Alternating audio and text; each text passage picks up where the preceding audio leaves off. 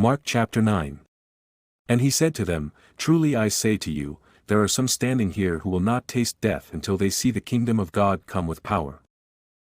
And after 6 days, Jesus took with him Peter, James, and John, and led them up a high mountain by themselves.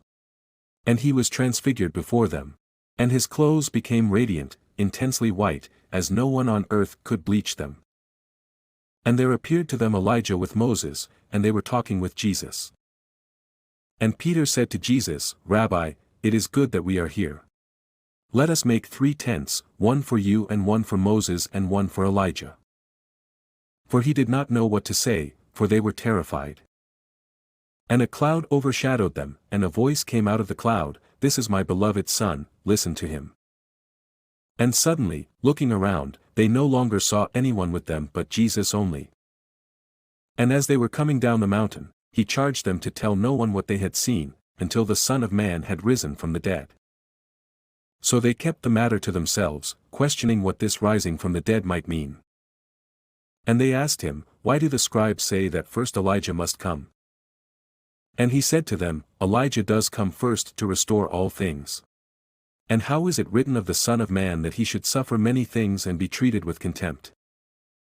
But I tell you that Elijah has come, and they did to him whatever they pleased, as it is written of him. And when they came to the disciples, they saw a great crowd around them, and scribes arguing with them. And immediately all the crowd, when they saw him, were greatly amazed and ran up to him and greeted him. And he asked them, What are you arguing about with them? And someone from the crowd answered him, Teacher, I brought my son to you, for he has a spirit that makes him mute. And whenever it seizes him, it throws him down, and he foams and grinds his teeth and becomes rigid. So I asked your disciples to cast it out, and they were not able. And he answered them, O faithless generation, how long am I to be with you? How long am I to bear with you? Bring him to me. And they brought the boy to him. And when the spirit saw him, immediately it convulsed the boy, and he fell on the ground and rolled about, foaming at the mouth. And Jesus asked his father, How long has this been happening to him? And he said, From childhood. And it has often cast him into fire and into water, to destroy him. But if you can do anything, have compassion on us and help us. And Jesus said to him, If you can. All things are possible for one who believes.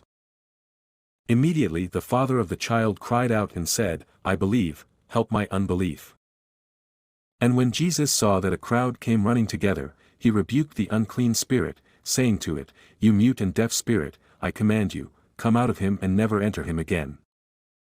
And after crying out and convulsing him terribly, it came out, and the boy was like a corpse, so that most of them said, He is dead.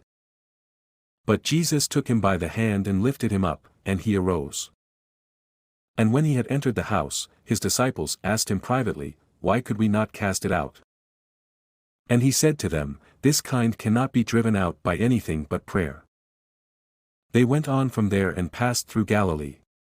And he did not want anyone to know, for he was teaching his disciples, saying to them, The Son of Man is going to be delivered into the hands of men, and they will kill him.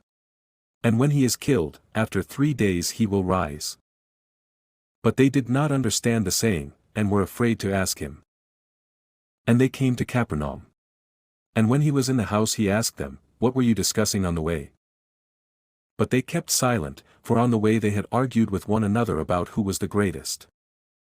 And he sat down and called the 12. And he said to them, If anyone would be first, he must be last of all and servant of all.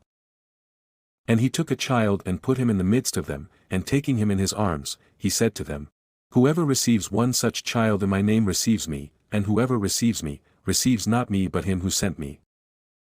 John said to him, Teacher, we saw someone casting out demons in your name, and we tried to stop him, because he was not following us.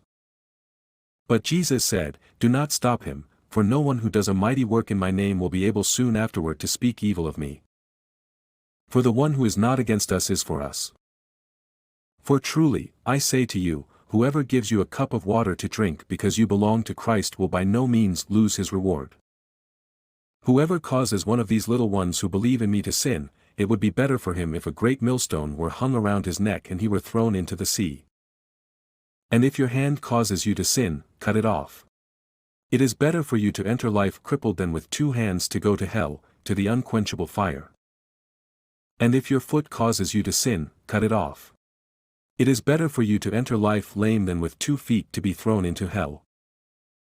And if your eye causes you to sin, tear it out.